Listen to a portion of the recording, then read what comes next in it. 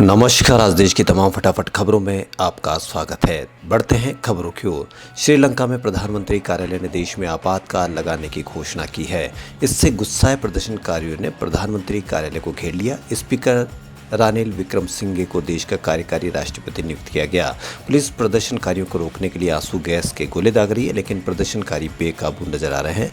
पश्चिमी प्रांत में कर्फ्यू लगा दिया गया है।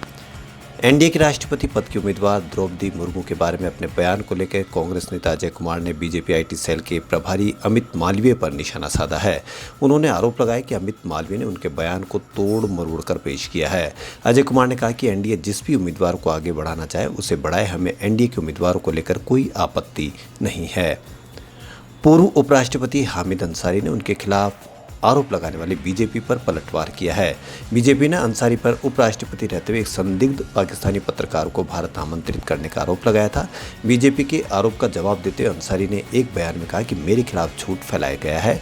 उन्होंने उसे पाकिस्तानी जर्नलिस्ट नुसरत मिर्जा से मिलने आमंत्रित करने से इनकार किया है, जिसके पाकिस्तानी खुफिया एजेंसी ISI के साथ संबंध होने का संदेह है। पूर्व उपराष्ट्रपति ने बयान में कहा कि मीडिया और भाजपा के अधिकार एक प्रवक्ता द्वारा मेरे खिलाफ एक के बाद एक झूठा फैलाया गया। मैंने उन्हें कभी आमंत्रित नहीं किया और न ही उनसे मुलाकात की।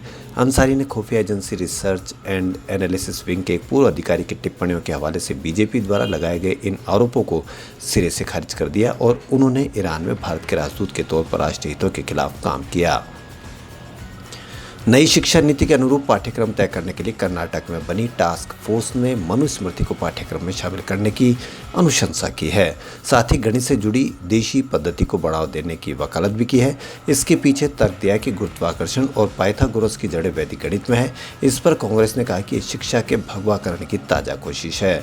कर्नाटक में शिक्षा के भगवाकरण का मामला एक बार फिर गर्मा गया है। नई राष्ट्रीय शिक्षा नीति के मुताबिक पाठ्यक्रम तय करने के लिए कर्नाटक में बनी टास्क फोर्स ने मनुस्मृति को सिलेबस में शामिल करने की अनुशंसा की है। कांग्रेस नेता और प्रवक्ता अजय कुमार ने एक विवाद की शुरुआत करते हुए कहा कि एनडीए के राष्ट्रपति पद की उम्मीदवार द्रौपदी मुर्मू भारत की एक बहुत ही बुरी फिलॉसफी का प्रतिनिधित्व करती है।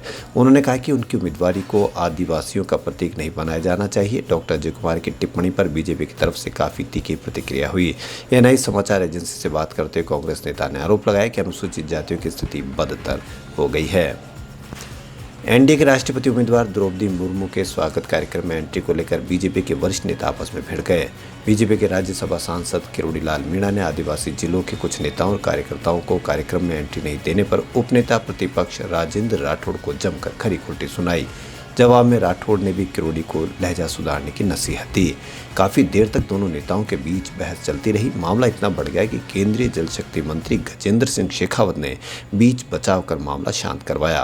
वहीं कांग्रेस ने भाजपा नेताओं की आपसी तकरार पर चुटकी ली।